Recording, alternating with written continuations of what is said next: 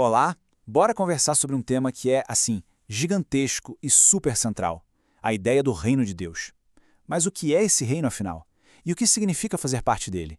É isso que a gente vai desvendar hoje, usando os próprios textos e comentários para montar, peça por peça, um quadro bem claro do rei, do seu povo e da sua lei. Então, vamos nessa.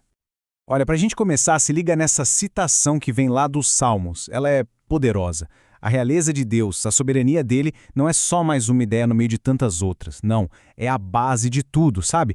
É tipo a lente principal pela qual a gente deveria enxergar a nós mesmos, a história, a criação inteira. É o nosso ponto de partida. É daqui que tudo começa.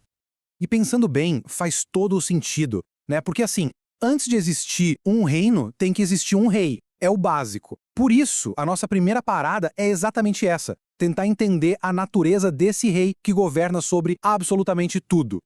Agora, o que eu acho mais incrível aqui é como o caráter desse governo é detalhado. Não é um poder qualquer, um poder arbitrário.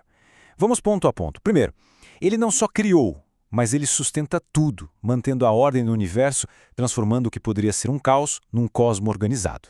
E o mais importante, o poder dele é definido pelo caráter dele. Bom, sábio, justo. Tem essa dualidade que é fundamental, sabe? A grandeza dele inspira um respeito profundo, um temor reverente, mas a bondade dele nos convida a confiar. É uma combinação muito poderosa. E essa imagem aqui, nossa, ela captura essa ideia perfeitamente. A criação inteira, sabe, desde a natureza que a gente vê até os acontecimentos da história. Tudo isso opera debaixo de um único governo, servindo a um único propósito divino. Então, ser uma criatura no mundo, existir, já significa, por definição, fazer parte desse reino, estar sujeito a esse rei.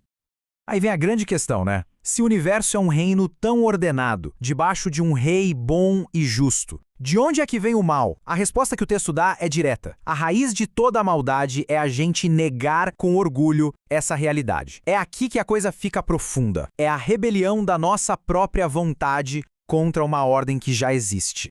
Ok, então a gente tem esse cenário. Como é que esse rei estabelece seu governo de justiça no mundo que está em rebelião? A história continua. E a resposta começa com a formação de um povo e a entrega de uma lei. A estratégia aqui é genial.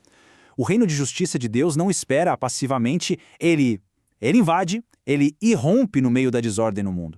E como isso acontece? Através da escolha de uma nação específica, Israel, que seria tipo a primeira embaixada desse reino aqui na Terra, funcionando com base numa constituição divina, a lei. E a principal característica que se esperava dos cidadãos desse reino era uma só: santidade. Mas o que quer dizer santo? A definição aqui é bem completa. Por um lado, tem a ver com refletir a majestade, o poder de Deus, algo que impõe respeito. Por outro, tem a ver com a pureza moral dele, que é absoluta. Ser santo, então, é ser separado para Deus em todos os sentidos possíveis. E isso não era só uma ideia bonita no papel, não. Moldava cada detalhe do dia a dia. Pensa só, viver a vida inteira como se fosse uma cerimônia sagrada, com uma dedicação total. A pureza era uma questão de vida ou morte, porque Deus estava literalmente presente ali, no meio deles. Qualquer impureza era uma ofensa direta a essa presença e o resultado era a exclusão da comunidade. A obediência era de fato o motor que fazia aquela sociedade funcionar. Certo, a gente viu as leis da nação, agora vamos mergulhar um pouco mais fundo. Vamos sair das regras coletivas e entrar no coração da pessoa. Qual era o caráter esperado de um cidadão desse reino? A lei mais importante, a que está no coração de tudo, é o amor. Só que pela definição que a gente encontra em Deuteronômio, esse amor não é só um sentimento, uma emoção que vai e vem. Não. Amar o rei significa demonstrar esse amor com lealdade e obediência. É, na prática, ser um servo fiel. E essa obediência aparece nas coisas mais práticas, como no jeito de falar.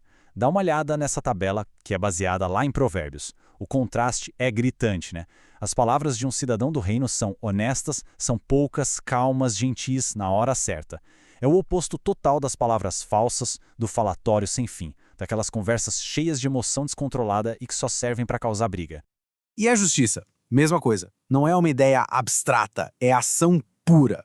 É emprestar dinheiro para os pobres sem ficar com o coração apertado, sabe? É ser 100% honesto nos negócios, sem roubar um centavo no peso ou na medida. É usar sua voz e sua posição para defender quem não tem como se defender. E mais, é sentir indignação, é se revoltar ativamente contra a injustiça social. E aqui está o ponto que amarra tudo isso. As palavras que a gente fala, as atitudes que a gente toma, elas não vêm do nada. Elas são um transbordamento do que está aqui dentro, no coração. É um princípio fundamental. Uma vida justa vem de um coração justo.